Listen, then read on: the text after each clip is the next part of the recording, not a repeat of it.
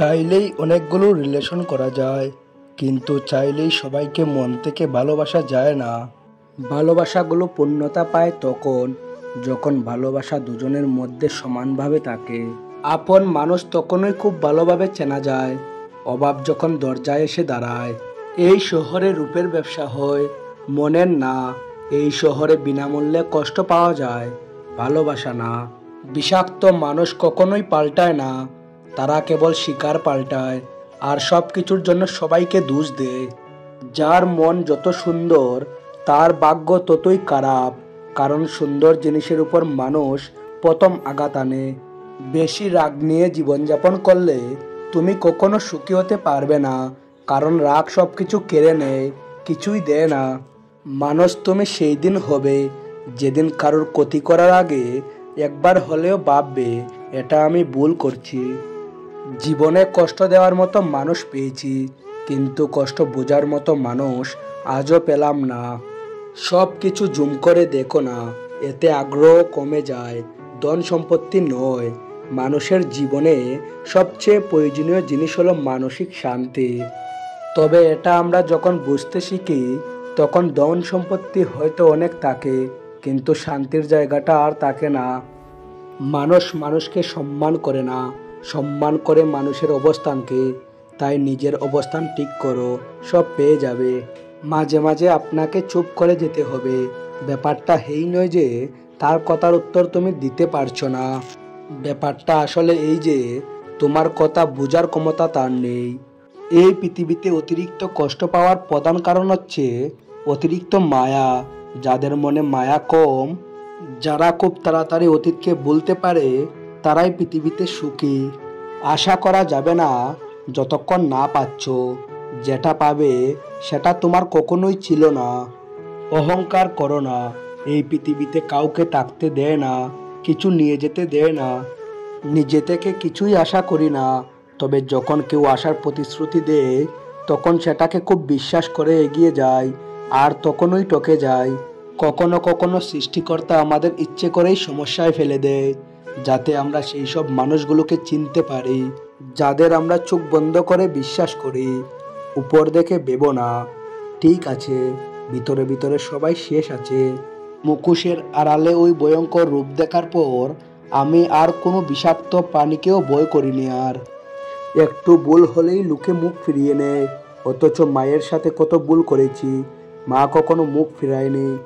জীবনে ভালো সময়গুলো ভালো স্মৃতি রেখে যায়, আর খারাপ সময়গুলো ভালো শিক্ষা দিয়ে যায়। ভুল বুঝাবুঝিটাকে বিচ্ছেদ বানিয়ে দিও না, বরং ভুলগুলো চেটে ফেলার চেষ্টা করুন, এতে সম্পর্ক আরও মজবুত হবে। যদি বাকি জীবন শান্তিতে কাটাতে চাও, তাহলে লোকের কথায় কান না দিয়ে নিজের মতো বাঁচো। কেউ চেয়েও পায় না, আর কেউ পেয়েও তার গুরুত্ব বুঝে না। অপেক্ষার সময়টুকু কি যে ভীষণ সুন্দর, তা কেবলমাত্র অপেক্ষা ফুরালেই বুঝে ওঠা যায়। সফল হতে হবে তাদের জন্য যারা তোমাকে অসফল দেখতে চেয়েছিলেন। বিয়ের আগে স্ত্রীর প্রেম ছিল, ভাই আজকাল এটা কোনো ব্যাপার না। আপনার স্ত্রী যদি আগের সব কিছু ভুলে আপনাকে গ্রহণ করে, তাহলে মেনে নেওয়াই শ্রেয়।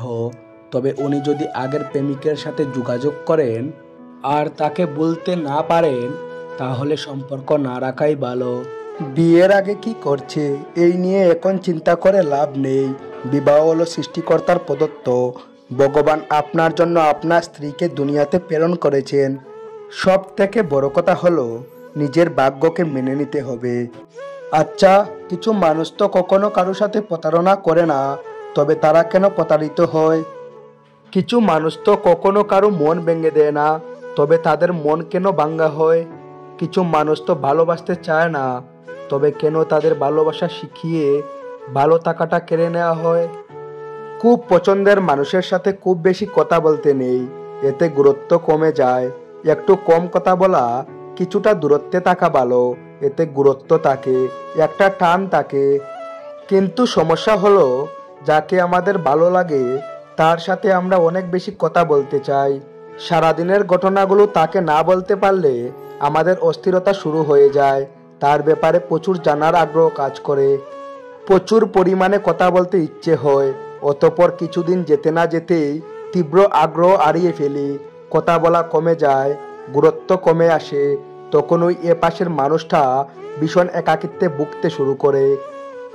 তাই খুব প্রিয় মানুষের সাথে একটু কম কথা বলা ভালো, কিছুটা দূরত্বে থাকা ভালো। কথা বলার কাছে আসার তীব্র টানটা থাকুক, জানার আগ্রহটা থাকুক। যতদিন এই টান থাকে, আগ্রহ থাকে, ততদিন ওই সম্পর্কটা সুন্দর থাকে। দূরত্ব খারাপ জিনিস নয়, অবহেলা খারাপ জিনিস। দূরে গেলেই সবাই পর হয়ে যায় না, দূরে গেলেই অনুভব করা যায় মানুষটার বসবাস বুকের কতটা গভীরে ছিল। প্রতিটা সম্পর্ক গুরুত্বে বাঁচুক, মানুষটার প্রতি টান আগ্রহ সারা জীবন অটুট থাকুক। কেউ কাউকে ছাড়া বাঁচবে না, এটা খুব বাজে রকমের মিথ্যে কথা। সবাই বাঁচে, খুব ভালোভাবে বাঁচে, মরে যায় শুধু স্বপ্নগুলো। ব্যবহারটা ঠিক করুন, এটাই থাকবে মৃত্যুর পরেও। টাকা পয়সা ঘর বাড়ি তো সবাই মৃত্যুর পর অন্যজন বুক করবে। সমাজ মানেই তো ব্যর্থ লোককে নিয়ে রসিকতা, আর সফল লোককে নিয়ে হিংসে করা। কেউ চেয়েও পায় না, আর কেউ পেয়েও তার গুরুত্ব বুঝে না। দুঃখের সময়টা অনেক দীর্ঘ হয়, আর সুখের সময়টা হয়তো মুহূর্তেই আওয়া হয়ে যায়। Thanks for watching. Unakoti motivation. আপনাদের দিন শুভ হোক।